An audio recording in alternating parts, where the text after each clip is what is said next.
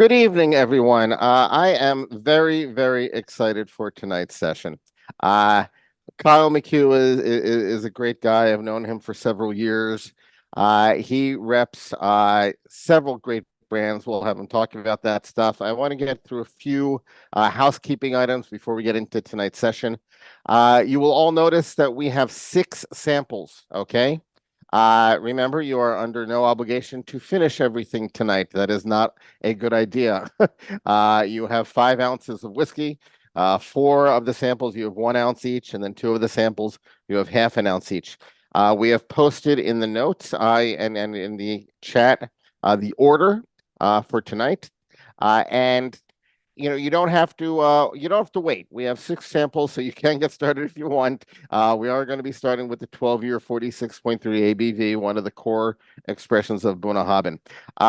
With that, I would like to introduce Kyle McHugh. Kyle, can you please introduce yourself and your title and tell us a little bit about your company, CVH Imports? Absolutely. Hello, everybody. Kyle McHugh here. As you've heard, I am the head of advocacy for all of the Americas, the Northerns and the Southerns, for Cape Vin Holdings, or as we're more colloquially known as CVHSpirits. And we are the owners of the distilleries, not only Bunnahabhain that we're going to be enjoying tonight, but also Deanston in the Lower Highlands, as well as the Tobermory distillery on the Isle of Mull. We were a part of a larger group called Distill Ventures until just a few years ago, where the leadership of the group decided we should be our own thing and not necessarily worried about selling Heineken or some other fine South African wines that were a part of the former venture. And so we're off on our own in a world of primarily whiskeys globally. And the only things I'm focused on are these 3 amazing distilleries and 4 beautiful brands, because at Tobermory we also make Lechek, for those of you who are into the peaty smoky goodness, and the side the world of glorious Scotch single malts. Yeah, I work with this portfolio. I have only been with them since January, but I've been selling these whiskeys for a long time. I'm the only child of a single mother bartender. Grew up at the restaurant that she was working in Washington State, outside Portland, Oregon. Went to school in Washington, D.C., and had a work study job that was not my speed, but did get a job as a bouncer. You can't tell from the Zoom world, but I am 6'3", 230, so I can look very intimidating. I am absolutely not, but I can be and get very loud if necessary. So I got hired at a restaurant myself, knowing that world right off of the campus in DC in Georgetown, where I went to undergrad. I eventually worked my way up to bartender, and that was where I started learning all about drinks there. But I moved to Los Angeles and was working for Houston's restaurants and a bunch of different locations, and then moved to Chicago in 2001. So I'm a Chicago local, as many of us are. Not originally, I will say, but I think you have to claim me at 20 plus years to some degree. But I was running the Weber Grill restaurants. I was the corporate beverage director for Weber Grill, which is Illinois born and bred, as they opened the Showcase restaurant in downtown Chicago, and we continued to expand. And then eventually was hired, I started my own beer, wine, and spirits store downtown called Drinks Over Dearborn, which we were around for a couple of years, opened in '08. Perfect time for a luxury drink experience in the world out there.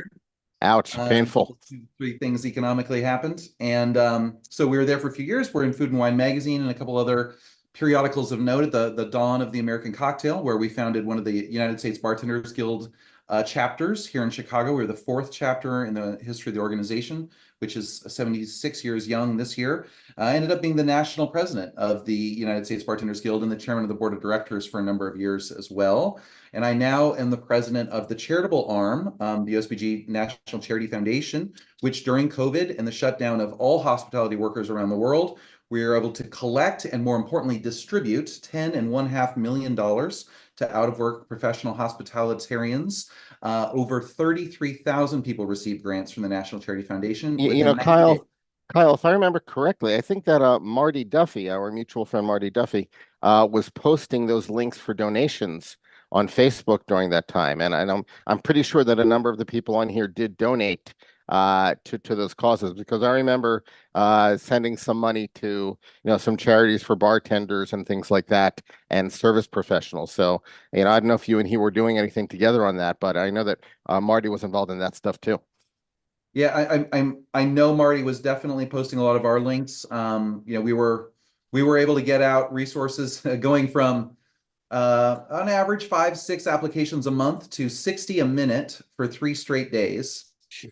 And we were able to not only scale up, but process 66,000 applications and give 33,000 of them grants, again, all within 90 days of the initial applications rolling in. So thanks That's to incredible. folks Wow. who supported that effort and those of us who were building infrastructure and those who were giving money. I mean, we really did help people in a very dark time, and really the darkest, because there was nowhere in the world. In Prohibition, a lot of our professionals behind the bar got to go to Cuba and Paris and London, and this year this time there was nowhere to go. There was So nowhere to go. Yeah, there was no hiding.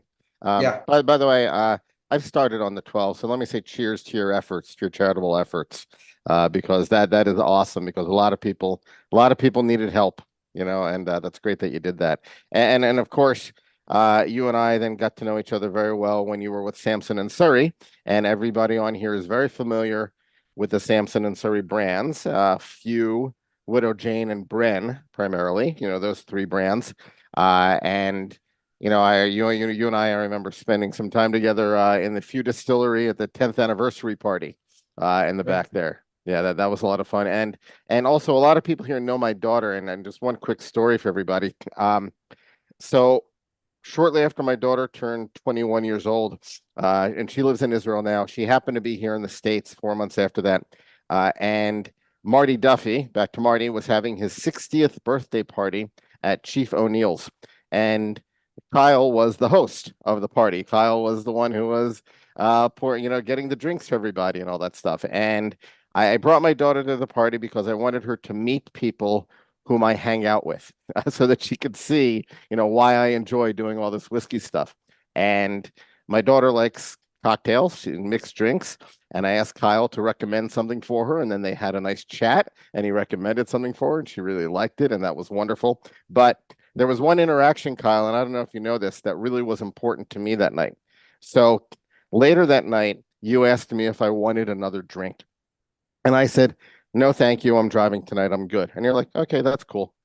Later that night, when I was driving home, I asked my daughter, I said, do you remember when Kyle asked me if I wanted another drink? And she said, yes.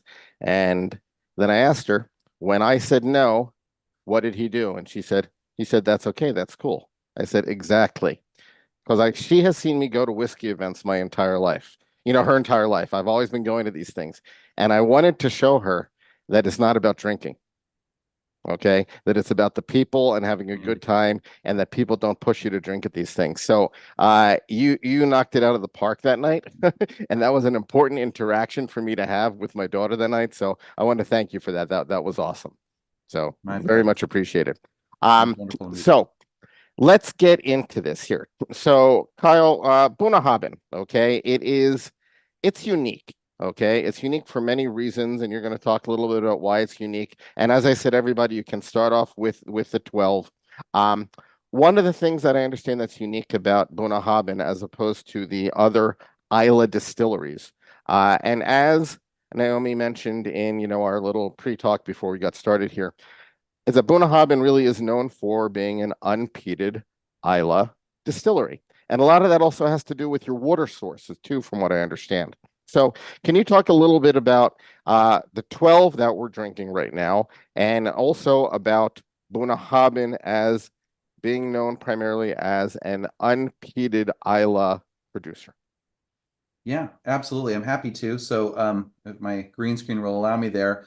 There we are, Bunnahabhain. And just to be clear, everybody, Scots Gaelic's a real son of a bitch when it comes to pronouncing it using English phonics. So that BH is a V for victory when it comes up. So if it sounds weird because it doesn't look like that, it's not that. And as soon as you try to start applying English American phonics to the Scots Gaelic, you're wrong. Give you a better chance to just take a wild stab at it than that. We got a couple of those tonight coming from the Bunnahabhain world.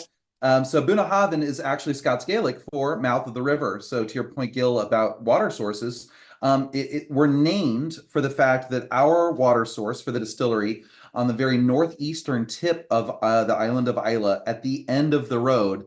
I had somebody in a tasting say, "We drove right past you." And I'm like, if you drove past us, you got wet because we are at the end of the northernmost road at the end of the of Isla there. And we are cupping and right on the Sound of Isla, facing Jura. So when you walk out onto our dock, it's one of the most beautiful views on Isla because Jura's right there. It feels like you can almost touch it unless it's real foggy, then you can barely see it, and it's still only right there. On a fine summer day, it's raining sideways as opposed to raining from the ground up, which defies physics, but that's kind of a fine Scottish weather day anywhere on the Sound of Isla and on the island of Isla for that matter. But the Bunnahabhain stands for mouth of the river, and the Margadale River bubbles up out of the rock at the northeastern tip of the island and rolls down our hills, touching only rock, no peat, and rolls out into the Sound. And as the fact that our water source sees no peat, we have no requirements in order to use peat in our production. Now, have we produced and do we produce? And we saw out there in California, we definitely have. And with you tonight, you have a version of a peated Bunnahabhain that we do. But Gil, to your point, we are famously the unpeated and sherry cask finished. Although we have lots of versions of that too. Elder statesman on the island of Isla, because we have been producing whiskeys there since 1881. So while there will soon be 12 producing distilleries on this little tiny island off the western coast of the Inner Hebrides, we've been doing it a long time. And we are most iconic for in the mecca of beautiful peat smoky Scotch whiskeys is the fact that most of our stuff is not smoky, and yet it has all those big, beautiful, bold flavors that Isla will give any of its malts. Okay. So this 12 that we have right now, okay. What is so your barley sources from where? Where do you get your barley? So, like most folks, now, if we were talking about Deanston, I would have a different story for you. But like most distilleries everywhere, we're getting our barley from reliable grain sources that we can get. That has been harder than ever with what's going on in Ukraine right now. Mhm. Obviously, that's affecting crop access through all of the world, and a lot of the barley from a lot of the world was coming from Ukraine. And so we're getting wherever we can find the highest quality of barley that we can get. We were getting most of our malted barley from, and what we have in our glass today, that Mhm. barley almost assuredly came from the Port Ellen maltings on Isla. Mhm. But just recently, Diageo's decided to stop selling us all, anybody outside of the Diageo family, malt from there. So we will be Mm. sourcing malt from other amazing malt houses in Scotland and bringing them over to the island Right, and there going are forward. quite a few of them, of course. There are quite a few. Mm. And this, so you said you said that you're known also, but Buna's also known for sherry aging. Okay. Can Yep. you tell a little bit about, so this is your core, your 12 core. This is part of your core range here. So this How is this 12 is, aged? yeah, Tell us about it. Tell us it's our about number the one seller in the entire world for everything that we do is Bunnahabhain 12-year-old. okay. And as we said kind of before we rolled tape, shall we say, which to date myself on the recording today, is not a drop of tape involved, is we have been known for this particular release for a long, long, long, long time. I would Correct. consider it a desert island whiskey. It is a combination of Oloroso sherry cask aging and former bourbon cask aging blended together in the masterful hands of our master blender, Julianne Fernandez, Hmm. who is not only one of the all too few female master blenders in whiskey, but let alone Scotch whiskey. Although that's changing in the last 5 years, we have seen the superior palates of female master blenders really taking the whiskey world by storm. Julianne was called Master Blender by the Icons of Whiskey and Whiskey magazine just 2 years ago, 2022. She is gifted at what she does. And so she's Hmm. taking those two different barrel ages of Bunnahabhain, minimum of 12 years old, obviously, to go into what this is a 12-year-old mark, and creating this flavor profile, which is gorgeous with the Oloroso sherry cask finishing that you're seeing here, which gives it, for me, red fruit notes. And I say fruit, I mean fruits and florals, rose petals, raspberries. That's what I see as that red. Well, it's Um, very fruity. It's very fruity. It's got a lot to it. It's also got full bodied, and it has a nice texture too. Nice and oily, in the mouth. It's very, very nice. And as a matter of fact, in the comments here, Paul just said, I was taught to blend directly from Julienne. Okay, that bottle that he has there. So that's wonderful. One question I have for you about this, and I ask this of almost everybody who has like a core expression, like a 12 in this case. Is Julienne trying to make every year's 12 approximately the same flavor and same flavor profile? Is that part of what she's trying to do? Ariel, now you're just showing off. Yeah, it's a combination of both in the chat is what I'm looking at for those of you watching at home. Oh, Um, what there's two answers to this, right? To be fully transparent, any given year, we're looking to have a really consistent experience on the 12-year-old all across the world, right? So wherever you go and you pick up a bottle of Bunnahabhain 12-year-old, it is consistent. Is there flavor drift and creep, and is that intentional? And is it also economically driven? Yes, the answers are absolutely yes. I just stumbled across, again, our friends in California, you were just showing that classic package of the 18-year-old. I just came across one of those classic black packages of the 12-year-old in a bar here in Chicago within the last month or so. And it was remarkable to see how that bottling was at least 12 years old, that had somehow was still being poured across the bar. And it was impressive to see how much more sherry was present on the 12-year-old from 12 mhm. years ago than there is today. That's interesting. That's very interesting, because obviously, flavors do change over time, and you have different people doing the blending, and then the casks are going to be different. Um, and how many different casks would you say go into the 12? That can really vary. It depends on how many batches we're choosing to do. It can depend on if Julianne is choosing to do a number of smaller batches more consistently, or if she's doing, this year she's choosing to do a smaller number of larger batches. So there's no one formula that applies to that. And of course, over the course of the history, to your point, Gil, depending on who may be sitting in that master blender seat, that may look a little different as well. We're not small batch because we are globally available, Oh no, but you're the not small. Yeah, you're not the great small. irony is, yeah, we're not small. And so while we are underrepresented in fine bars and stores around the US, it's because we've never had the dedicated presence in the US that we now have, which is to say that we have two people working full-time, living and working in the United States. Well, That's me being one of them. And bringing the knowledge. We both used to work for that big company, starts with the D and ends with an Diageo, which knows a little something about Scotch whiskey and how to grow Scotch whiskey brands and how to maintain legacy brands. And so, we're bringing some of that legacy into some of the most beloved whiskey houses in the right. world that just haven't had that kind of attention, unfortunately, here in this market until now. Got it. So I will tell you that right after World of Whiskeys, I did buy a bottle of the I'm going to mess up the pronunciation. Lechig, however you'll teach me. The Sinclair, which is that's delicious stuff.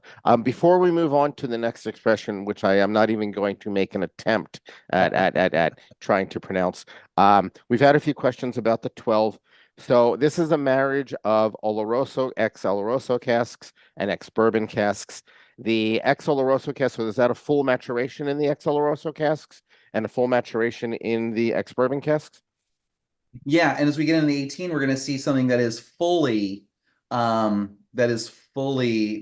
only in the Oloroso. Okay, perfect. So Wonderful. yeah, and again, those processes will alter and move around a bit over the history of a distillery. Any given average finish, I will say it's fun.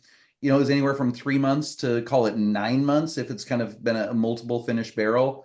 But also Julianne and CVH, they love finishes that go a long time. So everything we do tends to be a little bit lower and slower than more, I don't want to say commercially minded. We're very commercially minded, but some of the larger players out there that I've had firsthand experience with, you're seeing a lot of in the case of Bunnahabhain 2 and 3 year finishes when finishes are employed, which really obviously gives you some flavor extraction of those casks that you wouldn't find otherwise. In Got this it. case, again, combination of Oloroso sherry and bourbon from origin. Got it. But by the way, I should warn you, we actually have a retailer online here just in case. He's identified here as Zoom user, but the Zoom user up there is Adam Kamen from Off Premise on Armitage. Hi Adam. I dropped off some Hey, samples for team. Adam today. Love it. And I asked him if he likes Buna, and he's like, hell yeah. So Great taste. yeah, very nice. And by the way, Paul just asked who the hell let Adam in. That's me. I let Adam in. Okay. You have me to blame. All right. Cool. All right. Now, as I said, I am not going to try to pronounce this next one. This next one is also one of your core expressions. I want to point out for everybody that we have four core expressions and two other, two limited editions. How do you pronounce this one, Kyle? Help me out, please. No problem. So the next one we're going to move to is it's a fun one to come from our core of cores, right? Our most released and most popular across the history of us. This is this little fella right here, and this is the Sturadur. So if you look at that craziness, well, right there, as much as my green screen will allow, Yep. Sturadur, and Yep. that is to know that's this person, that's this guy right here, that's the helmsman. And so this is a huge icon Oh. for us of what we do with Bunnahabhain because besides the Margadale, where we get our name, most of our commerce over the history of the distillery going back to 1881 came from the sea, and it came from the Sound of Islay and all the amazing little dory boats that were the commercial trade routes for the Hebrides. And so long before the road really quite got to us, mostly paved as it is today, it was really impassable by the lorries of the day for a long time. So back in the day, this is not true anymore, but most of the malt would get to us, and most of our supplies for the distillery would come via the sea, via the Sound of Islay, and most of the whiskey would leave that same way. So the helmsman guiding those boats, the stevedore, they were instrumental in who we were and making us a viable commercial operation back into the Ah, 1800s. great. I like that history. That's nice. So this obviously is a non-age statement, okay? And I know that this is sherried, okay? And I believe it seems to be, at least on the nose to me, more heavily sherried than the 12, but I could be wrong about that. So tell us about this particular whiskey, its age, and how and the casks that were used for this. Sure. So think of everything we just said about the 12-year-old, but now we're going to go to a non-age statement version, right? So the Sturadur was designed to be a gateway into Bunnahabhain, where that suggested retail price of somewhere around $75, which we're lucky in Illinois that we have amazing independent retailers and amazing retailers of size as well. But you'll find it down as cheap as into the 60s here in Illinois. But our SRP of $75 on the 12-year-old, maybe that's a lot for somebody looking to get into the single malt world, or maybe just a lot today. So maybe you're looking for another way to enjoy an amazing single malt. And non-age statements give you the ability to have, if you are going with a producer that is of high integrity, to get a great malt at a great price. So the Sturadur is designed the same way. It is a combination of former bourbon cask Hmm, and Oloroso sherry cask. okay. There is no age statement. How old is it? It's less than 12. There are elements less than 12. But I once had a great blender, one of the legends, actually Jim Beveridge, which is a great name if you're a master Scotch blender to have. His last name really is Beverage. It's spelled a little differently, but it is in fact Beveridge. And this is the man who invented Johnny Walker Blue, Ah, and okay. which is controversial in whiskey circles. I know, I understand, Yes, but it that's is. all right. It's undoubtedly a success story, nonetheless. Hmm. And I asked him once, I'm like, you have at the time, now much more, 8 million barrels of Scotch whiskey at hand. Why did you decide to create Johnny Walker Blue? And he explained this to me. This was kind of at the dawn of the resurgence of non-age statements. It's not like the non-age statement Scotch hasn't existed since Scotch has existed. It's just that in the 80s, America, as the largest whiskey market, made a few questionable cultural decisions. One of them was a lot of Miami Vice and wearing socks without shoes in Miami in the summer, which is a bad choice. Vodka was another choice we made. I'm not making a call on that judgment wise, but we fell in love with vodka here. We stopped buying Scotch whiskey, and it formed what we call in Scotland the Scotch Loch, the giant lake of Scotch that went unsold. And all Ah, of a sudden, amazing releases of Scotch whiskey that were 8 years old or 10 years old or 12 years old, with the Angels continuing to do their part in those barrels of unsold whiskey, became 12 and 15 and 18 years old. mhm, Now, those whiskeys are amazing of flavor as well, but of course, they are also more expensive. right. So funny little people like myself, or funny big people like myself, I guess, had to invent ways to tell people why they had to spend way more for Scotch whiskey when nobody wanted to buy Scotch whiskey at the time, or many less did, I should say, not nobody. And we were really good. We were so good at it that we started selling out of 18-year-old Scotch whiskey. And so we're like, make more. And our production team said, we did 4 years ago, and it's going to be ready in a decade and a 14 half. years, right? And so now, flash forward to today, you're seeing more non-age statements than ever before. We're Right, back celebrating non-age statements. You're seeing whiskeys from Islay at 5 years old, from Ardbeg on the shelf. You're seeing Lagavulin classically 16 at an 8-year-old on the shelf right, regularly. So right. island whiskeys, Islay whiskeys particularly, we know peated whiskeys do great at younger ages. All you're doing, and again, as Jim told me, he's like, when you don't handcuff me with an age statement, I can use drops of younger whiskeys and drops of older whiskeys to create a more nuanced set of flavors Mm, that are not nice. tied to a specific price point that limits me in both flavor profile and dollar amount that I have to charge. Got it. So there's something about this. I don't know. For me, the sherry is a little bit more forward on this, uh, and it's incredibly refreshing. This is a really nice dram. How much is this on the shelves approximately? So SRP on this is somewhere closer to 45 or $50 in the That's US. ridiculous.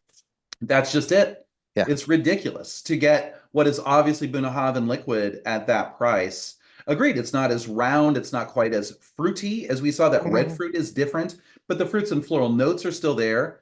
I totally agree that there's a wonderful fresh, even more fresh sherry note. It's very peppery today for me on the back of the palate as well, with Mm, my bottle that I have here at least.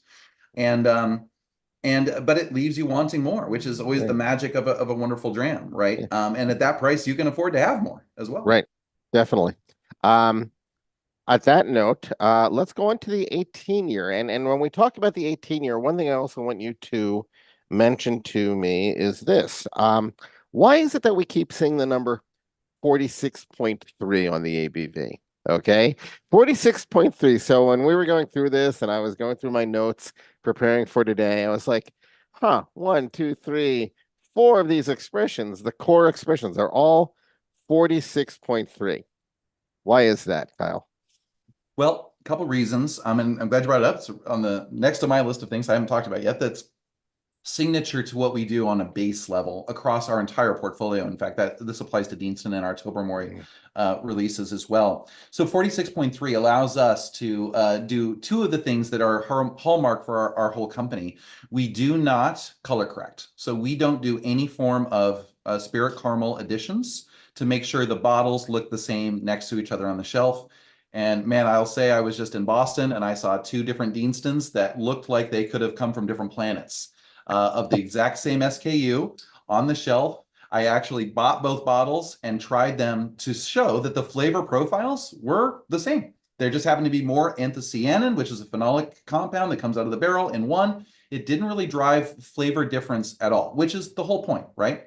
And in a Bunnahabhain bottle that is the tint that it has, it matters even less, that Right. aesthetic on the shelf. Right, it Um, is a dark bottle. That is interesting because I was once talking to Pantani about this, and he prefers that bottles be um, you know, clear. He wants people to see the color of the liquid in there. And so it's interesting that some brands like yours, actually, you can't really see the color of the liquid in there. But since you're not colorizing it and it's going to be so different each time, I understand why you're making that choice. Well, and there's a couple of other aspects too, right? Like we have such a great reputation, blissfully, for Bunnahabhain that we get away with it these days. If you were to launch a brand in a darker bottle now, I think there would be more questions. But it's just like if you can imagine Heineken changing from a green bottle or Corona changing from a clear bottle, like even what we know about Light Strike and bottles of beer, that's not going to happen. So just we're not going to change what is iconically our shade of glass.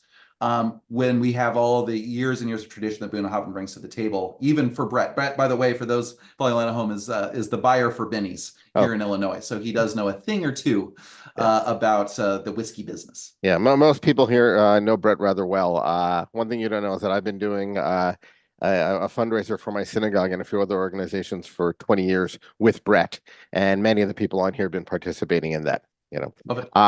So the 18, okay, is this also a marriage of ex Oloroso casks and ex bourbon casks? Great question. I'm going to finish on the other element besides the color correction is the 46.3. We don't chill filter either.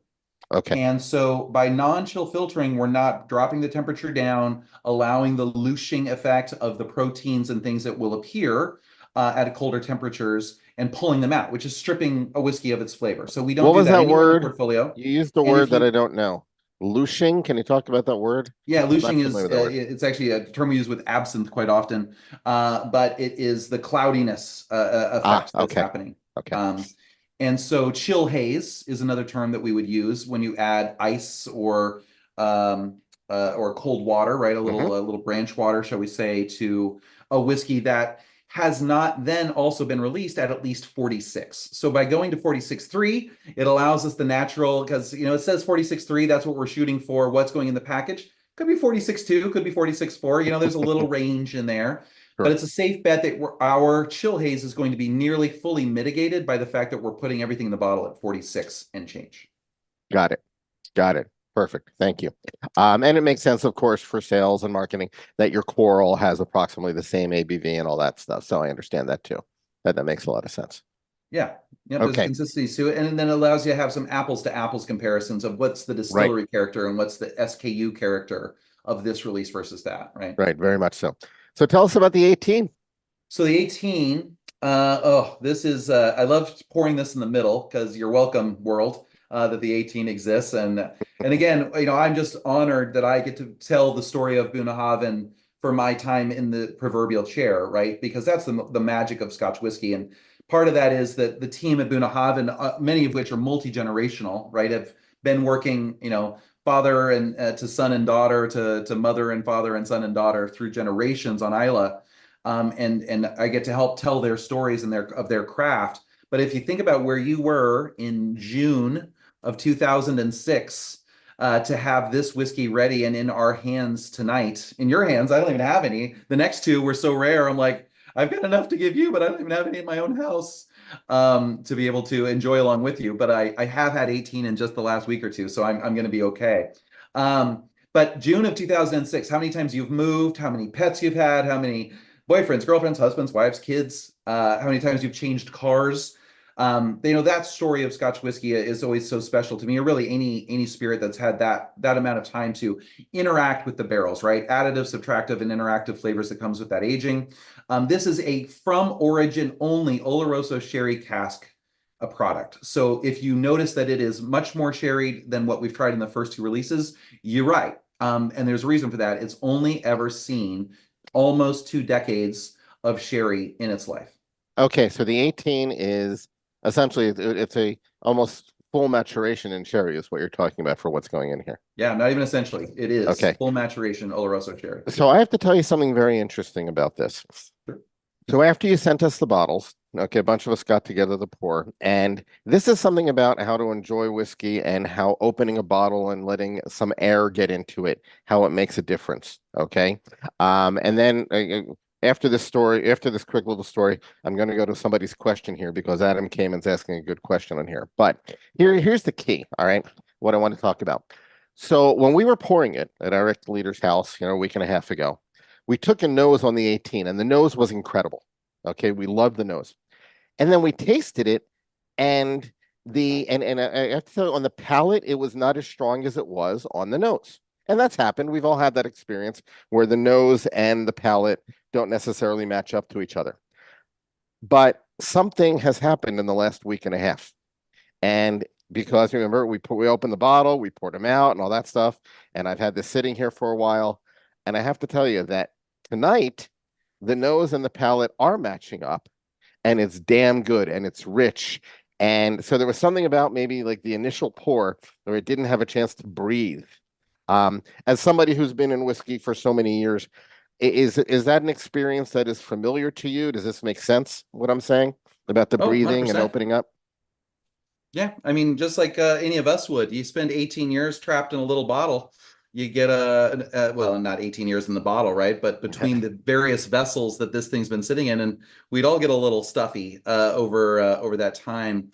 And it's funny too because it really depends on the whiskey, and it really depends on that particular bottle of whiskey too. Of sometimes you'll open it up, and it's a little more consistent with whiskey than it is wine. I'm also a certified sommelier, and I have lots of different pieces of paper here behind my virtual wall of various drinks because I like them all. But it's similarly that as you allow oxygen to interact with the liquid, it's going to go on a bit of an adventure. And sometimes it can obviously in a long enough timeline it can kill. That oxygen will kill the most of the subtleties within the whiskey or whatever it is that you're drinking. But in this case, I think it's a great example of you let some of the mustiness and the closedness blow off, and you really get to just see the heart and soul of the liquid that's Right. left in that Well, bottle. because And I got to tell you, this was this I'm loving this. It's delicious. It's rich. It's open. It's a lovely whiskey. What's the price point on the 18 approximately?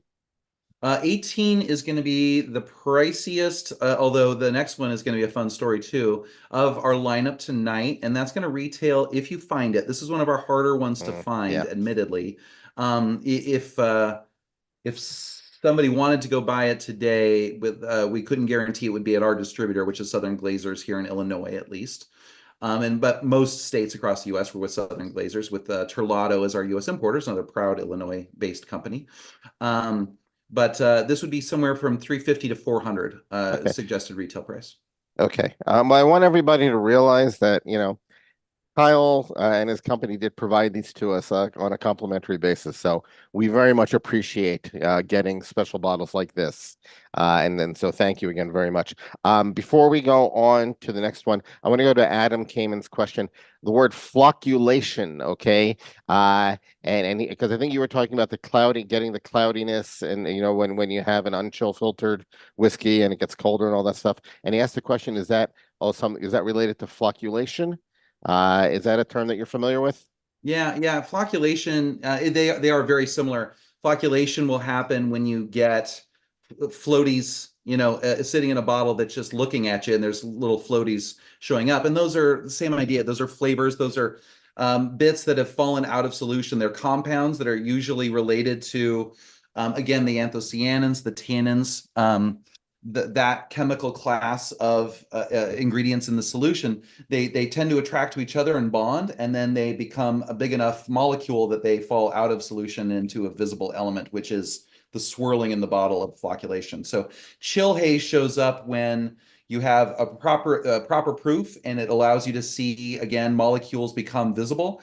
Flocculation is another time when you see but in this case, solids. And those solids are very similar to what you'd find as the little grittiness at the bottom of a bottle of red wine, Hmm. because red wine is filled with also with tannins and anthocyanins, and those elements get together and bond and fall as sediment to the bottom of a red. Okay. Flocculation is a very similar idea within whiskey or spirits.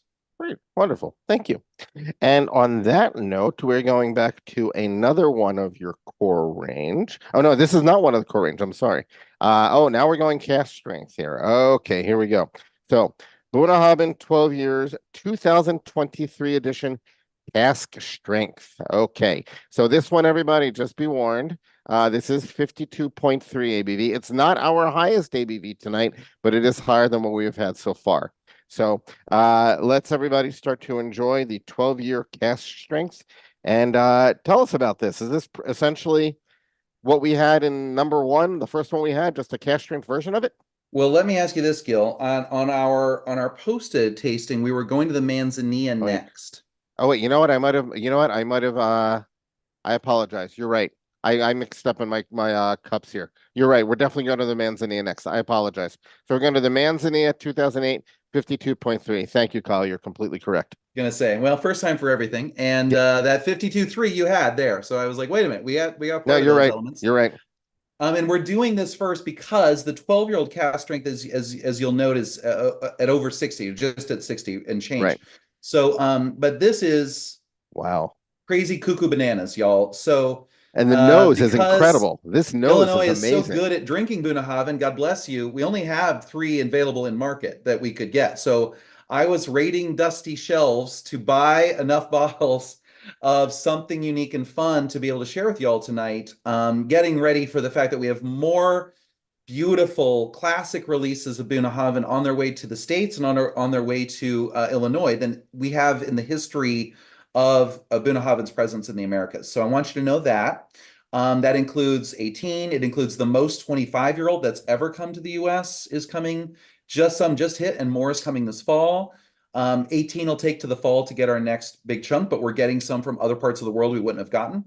And this is a real special treat. So this is a release that Mm, we did a number of years ago. It's a 2008 distillation of an 11-year-old Bunnahabhain that is from origin aged in Manzanilla casks as opposed to Oloroso. mhm. So if you go through our warehouse, and I know a number of you have you been into our blending experience in warehouse number 9, which is our beloved warehouse right on the water. We even have T-shirts that talk about warehouse number 9 because look at that. There's on the glass for Paul. He's got his warehouse number 9 glass. It's just one of those iconic things that like we didn't even understand until people started telling us how much the warehouse 9 experience was important to them. But I mean, talking about right on the water of the Sound of Isla. And in there, we have the opportunity for you to be able to blend your own or pull thief your own Bunnahabhain from all these amazing, cool expressions, many of which have inspired the popularity of that experience when you come visit us, which I encourage everybody to some point to make the pilgrimage, because Mm. that's what it is. It's a religious experience to make that pilgrimage to Isla and come see us at the very, very far end of the road and make plenty of time because it's a good hour from down south to get up to us. Look at that. There's another beautiful hand-filled exclusive, as we'd say, from warehouse number 9. But the popularity of those kinds of expressions, that's on Paul's screen as I'm seeing it, the popularity of those expressions will inform some of the larger commercial expressions that we'll pull from our archives to actually release. And this Manzanilla is I'm sure a part of that process without having that confirmed. Yep. It was the fact that, of course, Bunnahabhain Mm. and a Manzanilla cask is an amazing whiskey. Manzanilla, for Kyle, I those of got to tell you, you that this yeah, is, please. I love the fact that you gave us things in addition to your core range.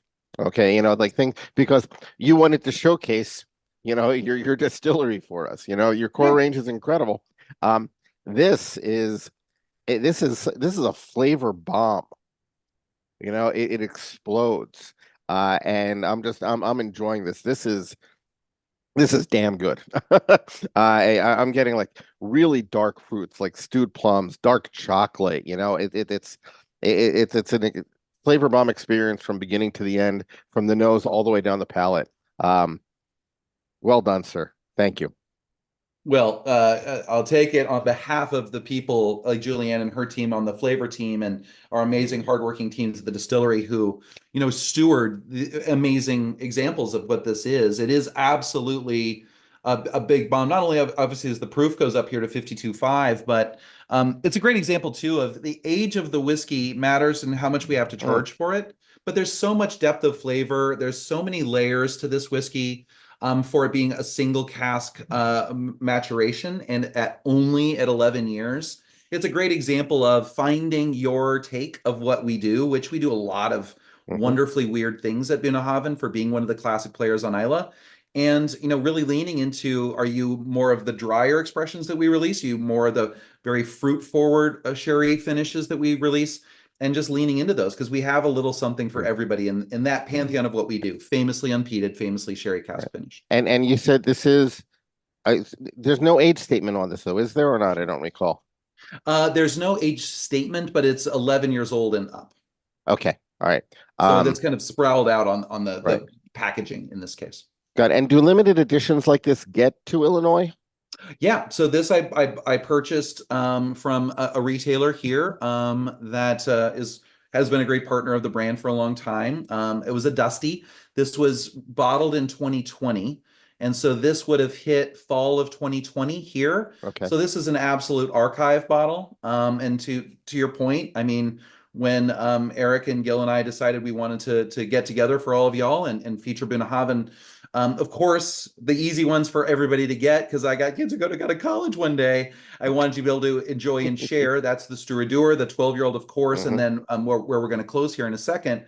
But if we're not going to get weird with it, then why do it? I mean, we have some of the coolest archives and one of the most gifted blending teams working in Scotch whiskey. So let's get weird. Illinois does have access to this. We're Bill Terlato's backyard for part of the year at least. And so, of Yeah. course, everything that we release, some of Mm. it comes into Illinois.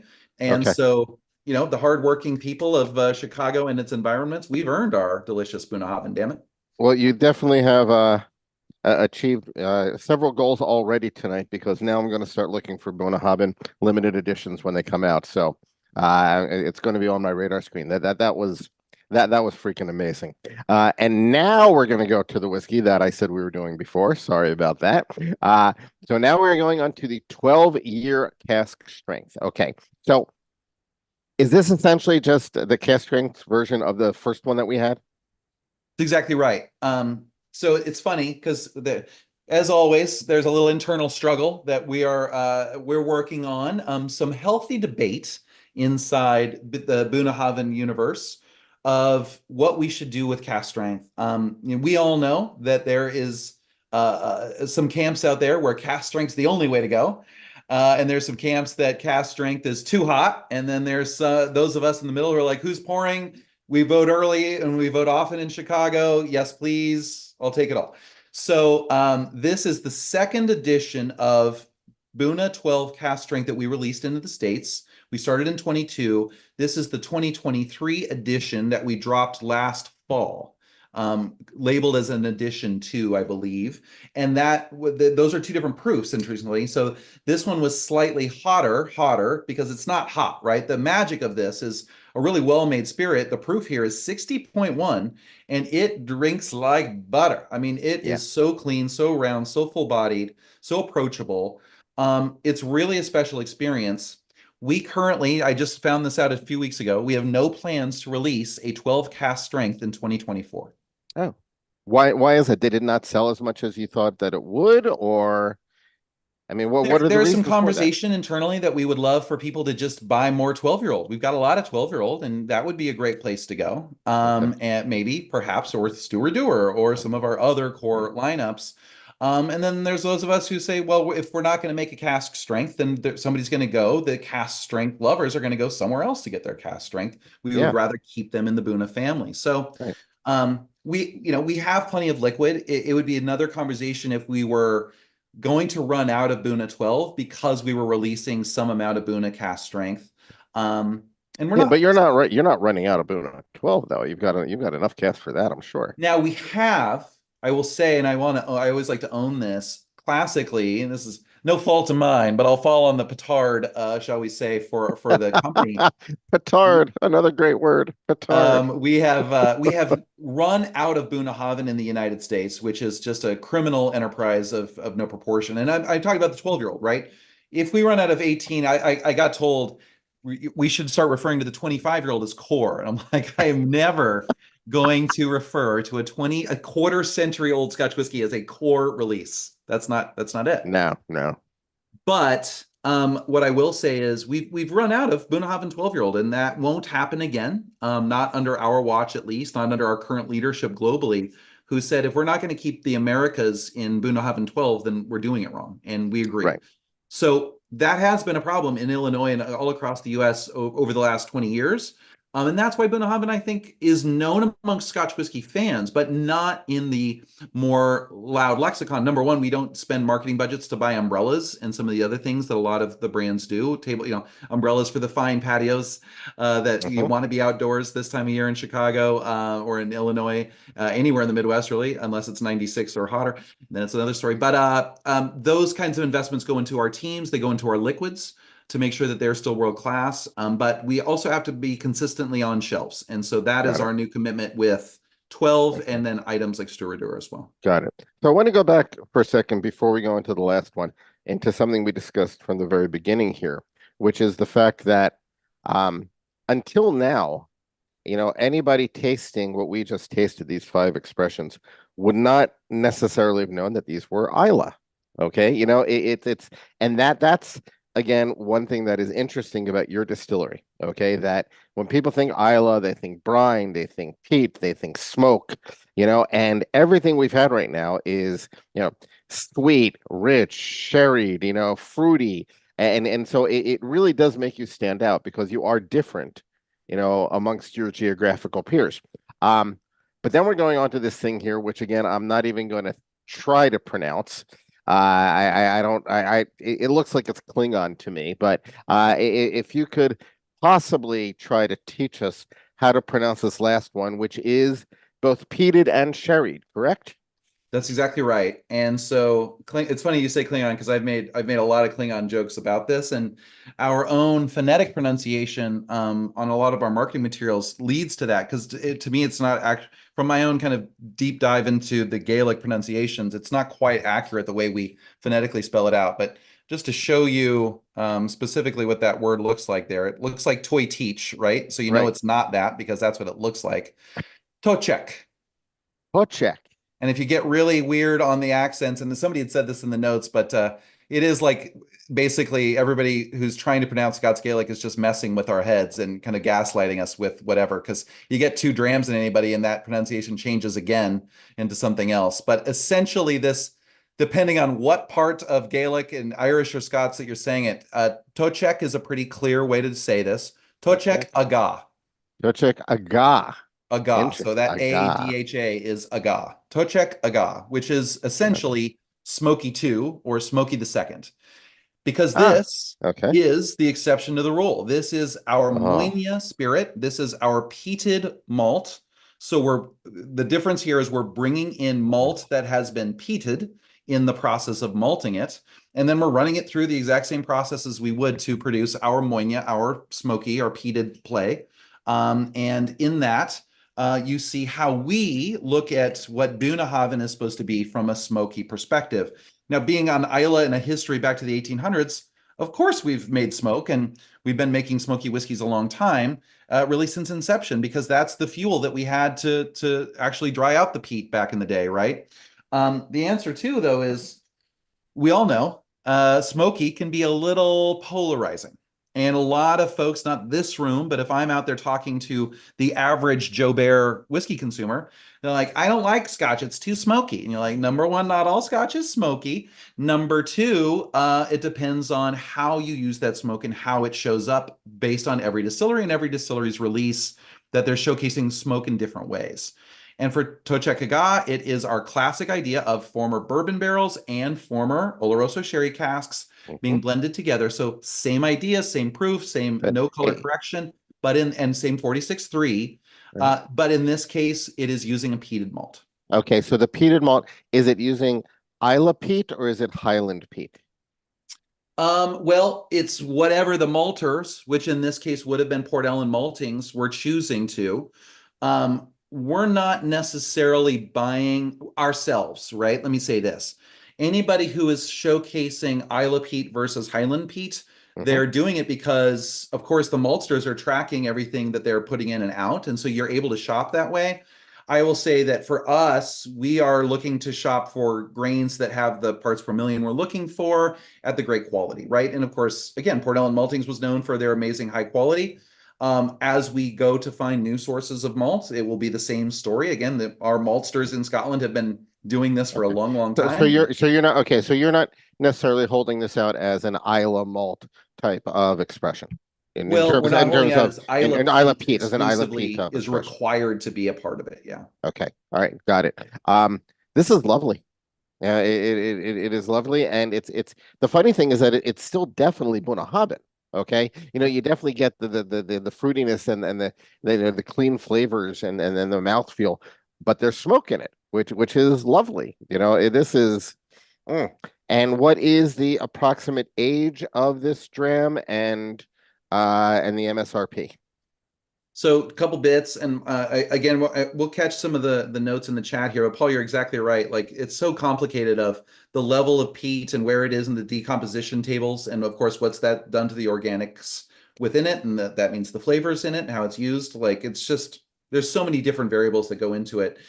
This particular case, There's no age statement, so it can vary. I mean, there's been releases out there in the blogosphere that, there's something like 10-year-old in it on average, but it changes every batch. We're looking for flavor. We're looking for flavor consistency, and based on the barrels that we have aging, it's gonna do this from Hmm. year to year, as long as we're hitting, again, where Julianne and the flavor team are trying to be consistent year to year and across a cross section of flavor experience when it comes to the toe check. Well Um, done. Well done. This is great.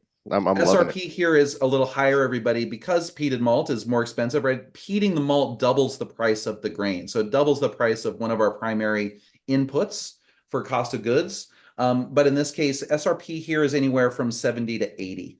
Okay. Yeah, that's reasonable. That is a delicious jam. So Kyle, what we do right now is we open it up for questions, okay, to the crowd.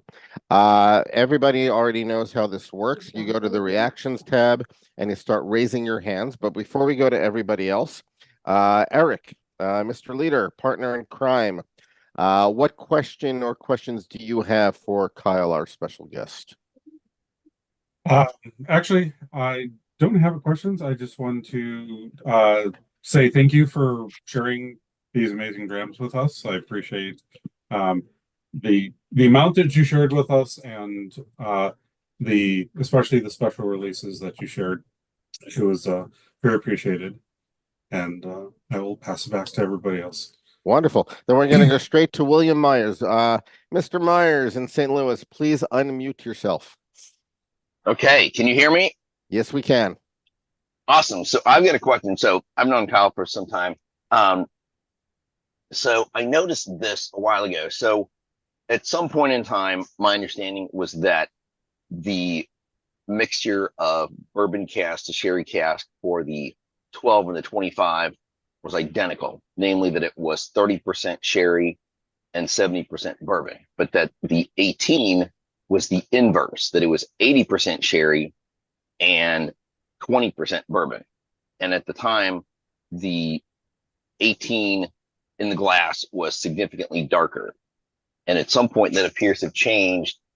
And I was just curious about that. And also, did I hear correctly that the 18 is now like $300-400 MSRP if you can find it?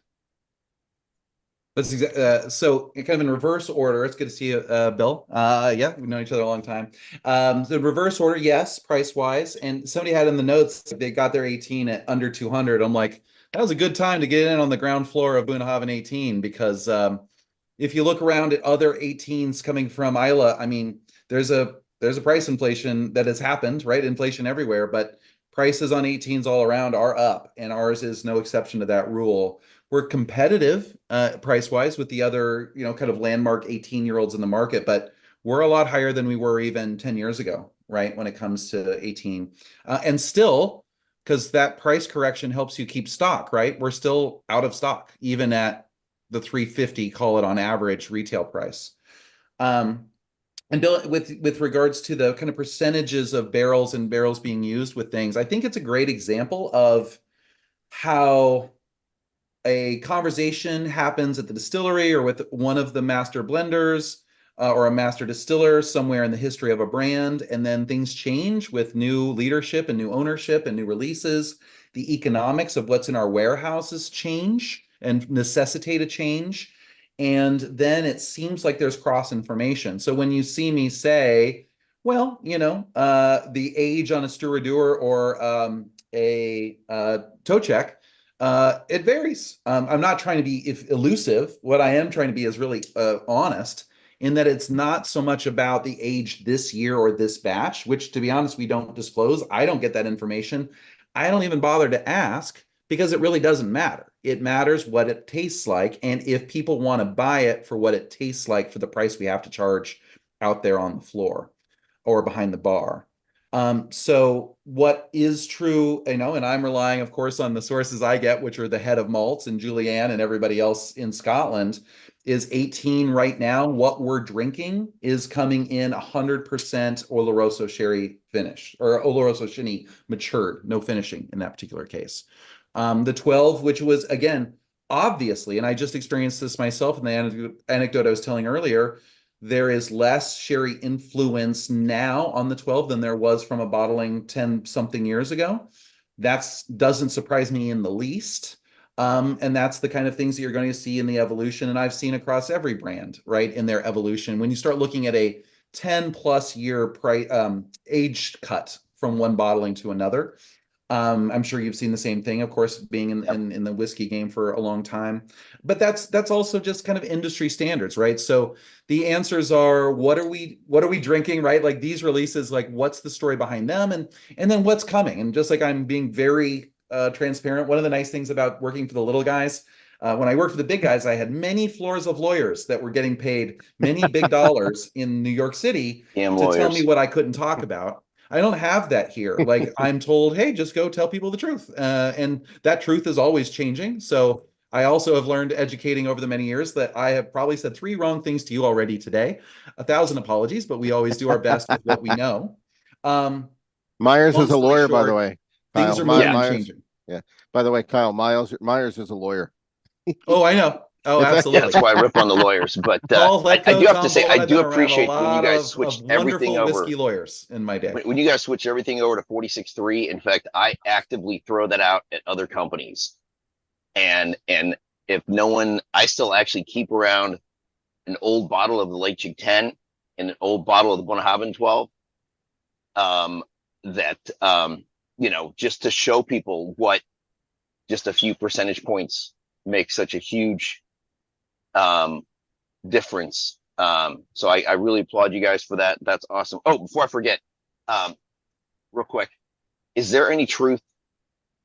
The way I can tell, like the old 18, that's like a lot darker and different, and the same thing with like the 12, but mostly 18, is that the captain now has 2 hands on the wheel because that's more prudent. But the old captain had 1 hand on the wheel, was going like, hey, like he's at a rodeo.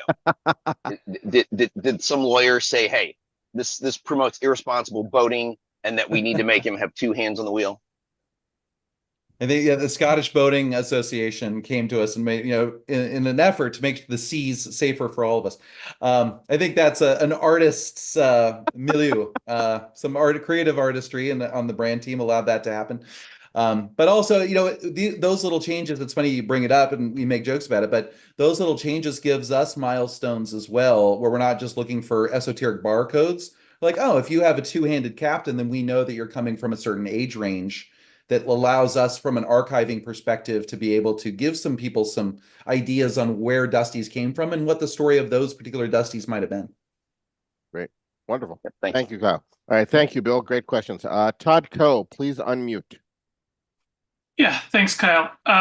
So one of my favorite Bunna expressions, and I know I'm not alone on this call, is the heavily peated Stoisha from Signatory.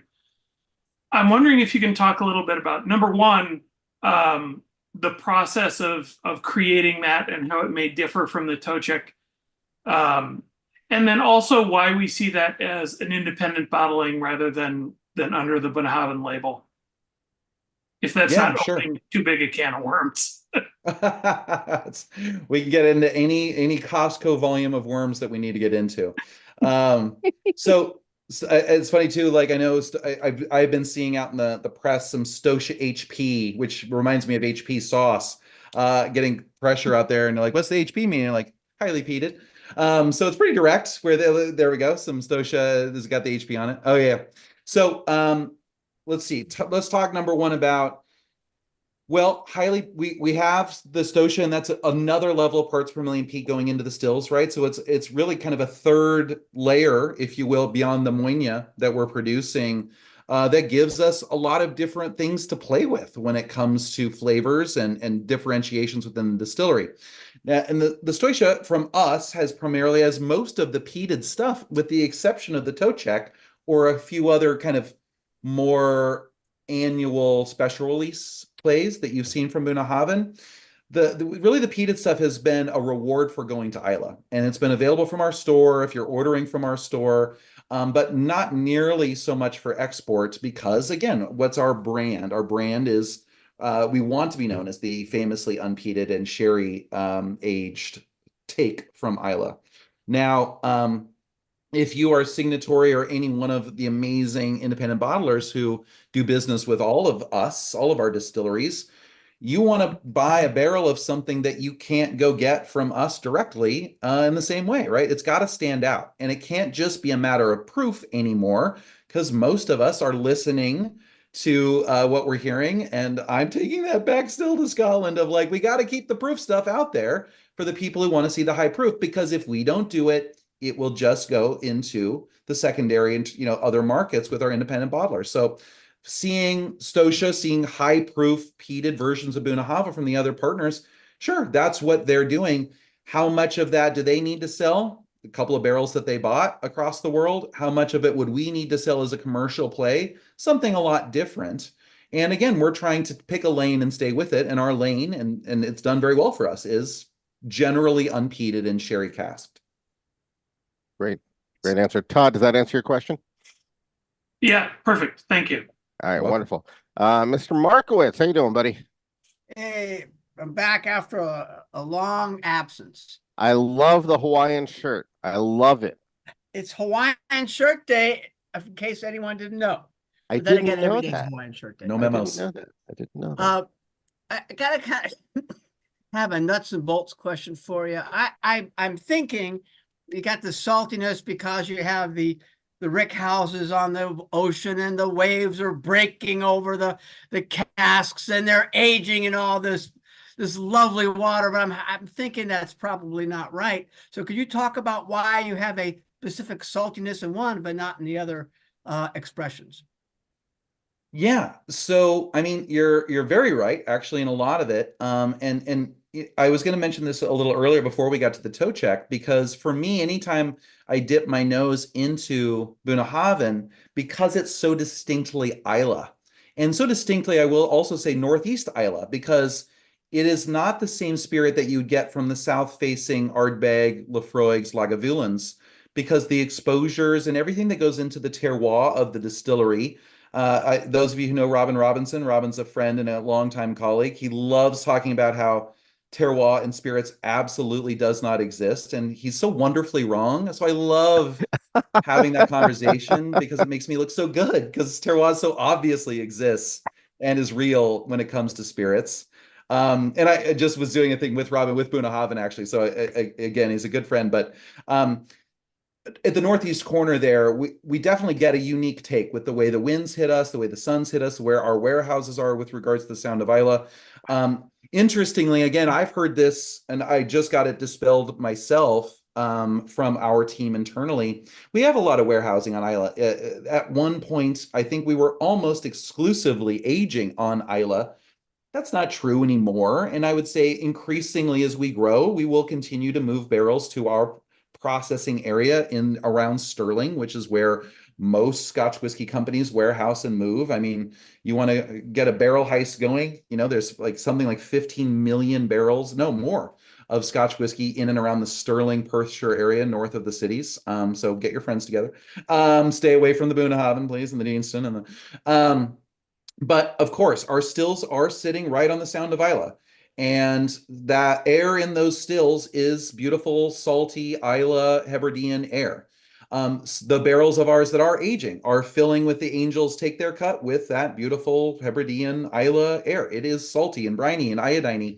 What we are not, relative to the iconic flavors of Isla whiskeys, is band-aidy. Our medicinal factor of flavor is different from our southern neighbors in a really cool and fun way. Why? Because that's the magic of whiskey and how it interacts with different age statements, and how Julianne and her team put those flavors together in each individual batch and release, that you do see a more concentrated briny iodininess in some Bunnahabhains than others. But just like I think it was Gil who said when we got to the Toshek, it's obviously Bunna, yet in this case peated. I was going to say, you get into these obviously Isla Bunna expressions, you're like, here comes that peat smoke, because our sense memory is waiting for it. You see an onion, you bite into an onion, and you're waiting for the tears, you're waiting for the crispiness, you're waiting for the savoriness, because it's your brain tells you that's what an onion tastes like. When you taste Islay whiskeys, you're like, here comes that smoke. It's kind of any minute now. It's just going to be, could show up. It's really late now. I don't know. It's the bus isn't coming. Like, it just never shows up because there is no peat until you get to the toe check here at the end. And you're like, oh yeah, that's what the Right. Islay air next to an actual peated malt for Bunnahabhain looks like. And that's magical. And those are all just different little dials and twists that the blending teams, the flavor teams are putting into each individual release to make them all special and unique within the Bunnahabhain lineup. Got it. Jonathan, does that answer your question? All right, excellent. Hey, So Gil, wanna I need to jump in here, Gil, really quick. I think everyone needs to raise a glass and say happy birthday to Jonathan because today is his birthday. Oh, Oh, happy birthday, sunshine. Jonathan. Yes, for everybody, absolutely. Definitely. Thank you. Happy birthday, birthday. Jonathan.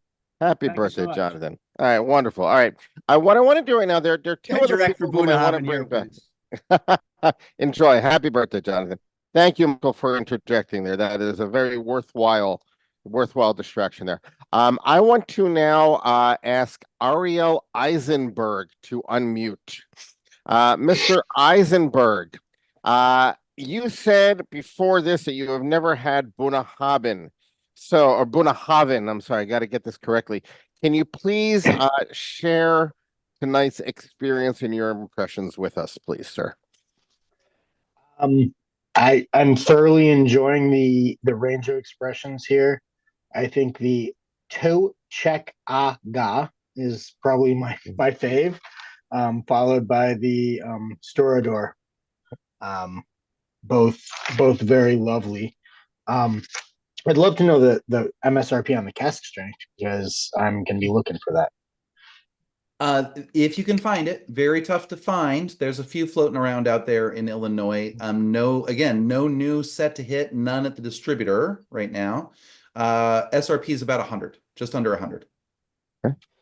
Great. Yeah, Wonderful. I loved them all. I think, I'm a big fan of the peat. I love the little bit of smoke.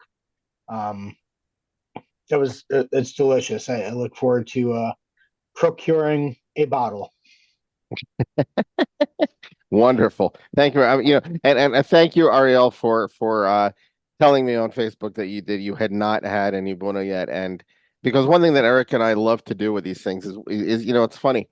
We love introducing people to whiskeys that they haven't had before. And a lot of times that's American distilleries, different rye, different bourbons, different American single malts. But the fact is that there's so much going on in Scotland too, and you can't necessarily have had everything. So thank you for that. I appreciate that you stated that you hadn't had it yet. I'm glad that Eric and I were able to introduce you to Bunnahabhain in such a wonderful forum. And now I will send you a list of other ones that I have not tried, and I would be happy to.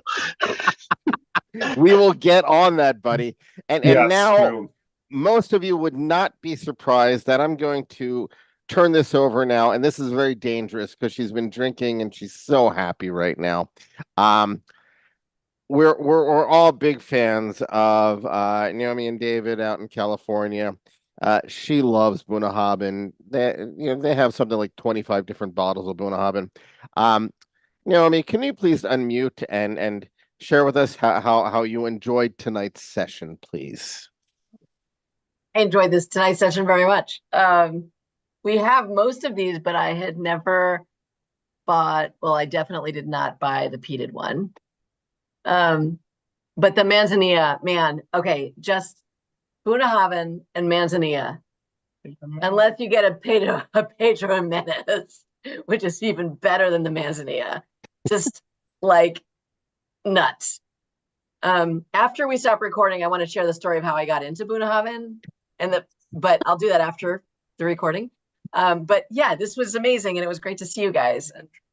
And we miss you. Oh, we miss everybody because we moved here from Chicago. Well, you moved to California, and so Kyle, I want to remind you that about 2 years ago when we interviewed Jared Himstead from Balcones, we were and they gave us a whole bunch. They were really focusing on single malts in that particular session.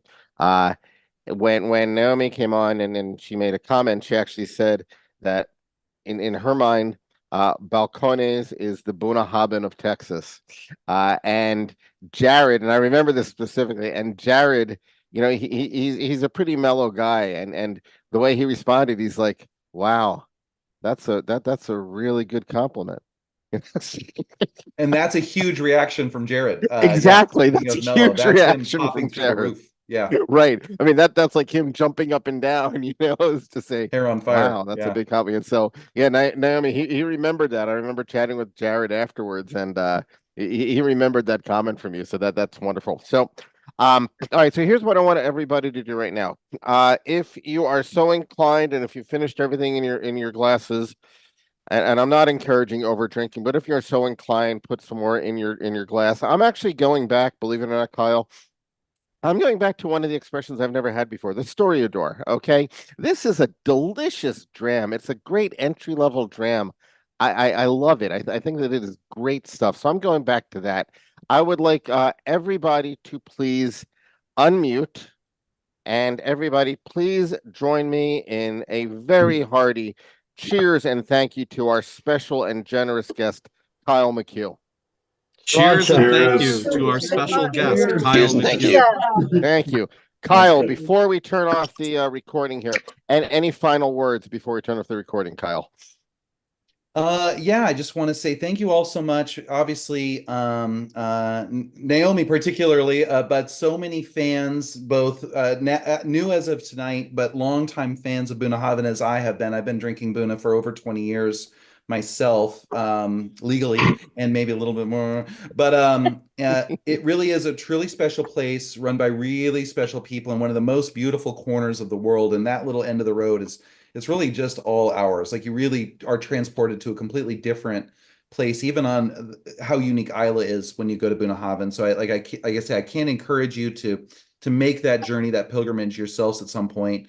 Know that the brand is in great hands for you lifelong fans, both born tonight and have been with us for decades, with Julianne, with us here in the States. And that, you're going to find now Bunnahabhain, not only our core range, but we have 2 Fegial of the 3 releases that are in Illinois hitting this month or in July. A 23-year-old Bunnahabhain and a 14. The 14-year-old is 3 years bourbon cask, and 11 years bourbon cask, 3 years ruby port. Fegial release, and then Ruby there's a port. very You have a limited ruby port. Hold on. Did you say ruby port? I want to make sure I heard that correctly. ruby port. Yeah, 11 Okay. years bourbon transferred into ruby port finish for 3 years. Ooh. Wow. Over 50 Nice. proof. There we go. Look at that. Fegial. And then we Nice. have on Paul's screen there, and then we have a 23-year-old, as I was saying too. It's a triple sherry wood, and that 23-year-old right there is a combination of not only Oloroso, not only Amontillado, but again the Manzanilla shows back up, and that Manzanilla is so pronounced on that release for being a Fino style. It really just gives you layers and layers and layers of flavors, and you're not allowed to. That 19-year-old that Paul's holding up, distillery only. Peated version, Moina version from Isla this year, the 3rd of 3 of what we did, besides our day of only release, actually, which was sold out before people even got in line. So, Wow. Another great excuse to come see us. But the Festival of Isla Fegial, which just finished, is a hot mess. God bless it. It's very hard to get busing. It's we had some people get stranded there because the bus decided to stop running. Yeah, I'm off. I'm clocking out. And we're like, how are we supposed to get people back home? And he's like, I don't know. I'm clocking out. So Wait, you were there and we didn't meet up? I wasn't there this time. I was getting notes from our team like, we're solving the fact that the bus decided to stop working because it's Isla and it was 4 o'clock and they were done now. And they know we have no choice. So there you go. And I'm thank you for the walk, the healthy walk you had to the end of the road, Paul. Beautiful. All right. So Kyle, that was absolutely wonderful.